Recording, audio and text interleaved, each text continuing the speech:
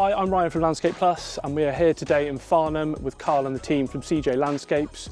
We're going to run you through a tap-based irrigation system, just what to look out for and the simplicity of them and why you should use them. And yeah, thank you very much for coming out, because right. from the early stage, you guys got involved with us at the design stage of this. Yep. And I sent you over some drawings, and we sort of made a plan of what we were hoping was going to happen based on the pressure that we had here and everything else.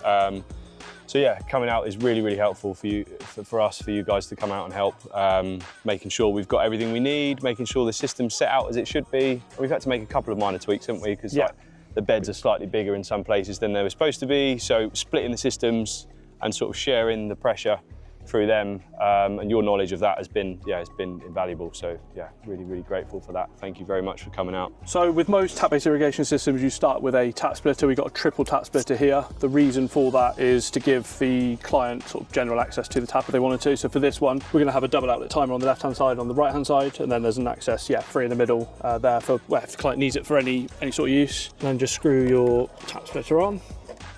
And then from here, we're going to put one Duplo on this left-hand side.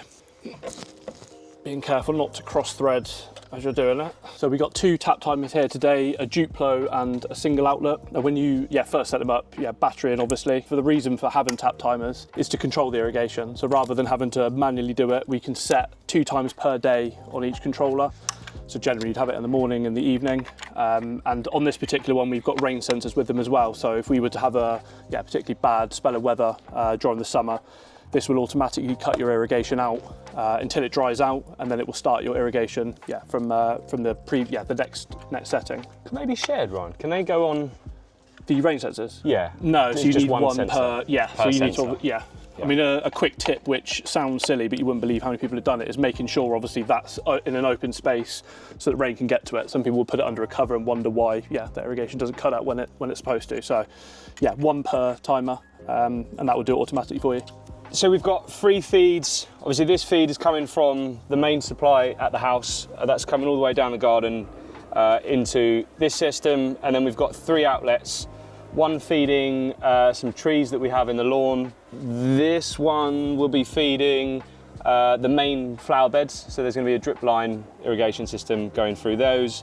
And the third one is going to be for a sprinkler system that we're putting in for some seed work that we've done. So yeah, it just means that the client hasn't got to do any watering whilst the seed is taken. And that one's like a temporary one, so rather than pop-up body in the ground, this one's going to sit above ground, so it just makes installation a little bit easier and easier to take down once everything's established. That can just be, taken down.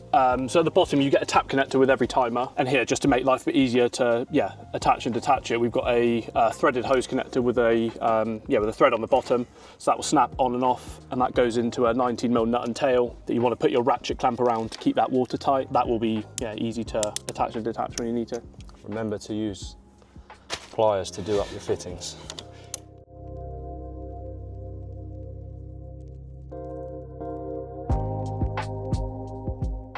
One tree, 2 tree in that corner, and then drip line that bed on the other side of the path. So in this section, we're going to be using the 180-degree micro border sprinklers. These are used with a length of 4mm pipe. So here we've got a 19mm LDP pipe, and I'll show you how to attach it now. So you take your pipe punch key, you pierce a hole in your solid pipe, so whether that's 19 or 13, leaving an open hole there, and then you take your 4mm joiner, push that in, then short length of 4mm pipe that you push over the open end here, and that attaches onto the outlet of your border sprinkler here. Now these are 180-degree and give you a 1.5 metre radius, so we're spraying, in this particular instance, over this path to this little bed section here. So position that in place, and we will stagger these down this side of the garden here. And that's how you do little micro system. So when you're positioning your 180 sprinkler, it's just worth making sure that you've got the open end facing outwards, because a lot of people don't think about that, and it's comes out the wrong way. So for this one, we'll split it into 2. We'll run a 90mm perimeter pipe sort of down along here, and then incrementally every 300mm, we'll use a reducing T from 19 to 14, and then just run our straight lines of drip line, pegging those down. And then yeah, not exceeding 100 linear meters per outlet, because it just won't travel that far. So for that one, we're do it this way. So here we are running our 19 mil along the perimeter, and we're going to tee off every 300 mil and go into our drip line. So I'm using a reducing tee here, which will push into one side of your 19, and then the other side. Bonus points if you get them all nice and straight in a line, nice and uniform.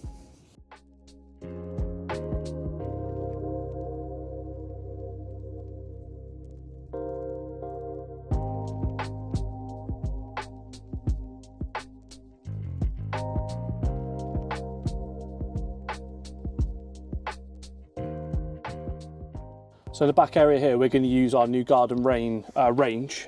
So rather than a pop-up head going in an underground body, we're going to mount these to a swing joint. I'll show you how these go together in just a second. So you've got a 90 mil nut and tail at the bottom, and then it comes to your pop-up head. So it just doesn't need that extra flow and pressure to lift the head out of the body. And these are good for sort of temporary measures as well, because it's much easier to take out than obviously having to dig anything out. So yeah, you'll come in at the bottom of your 19 mil nut and tail that screws onto the bottom of your swing joint. And at the top here, I'll show you on the other one, you've got a 1/2 inch male thread at the top here, and you've got a little reducer that you can screw on the top.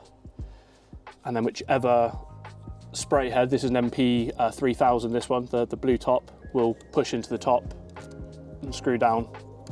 And then you have cable ties and little saddles that come with it as well to mount that to like a post. Wherever you want to do that, you can do it as high or as low as you like, as long as it's getting the coverage. So a nice straightforward way to area this, towards this area here. It's an odd area because it's wider here and it's quite narrow over there. So you've got the two different sprinkler heads that cover a different range, which is really good. And obviously the smaller versions, which is perfect for that small area for the pathway. Yeah.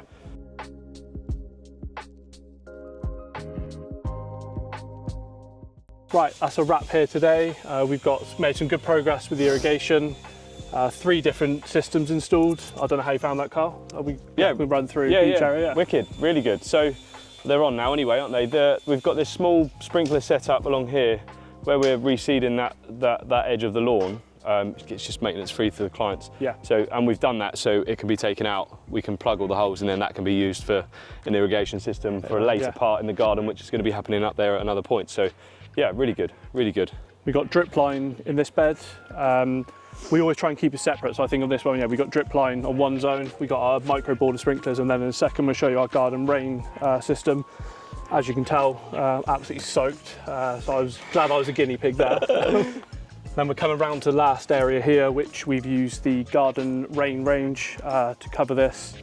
And yeah, this just shows we've got 3 different systems for different needs and requirements of the garden, and that just shows the versatility of irrigation.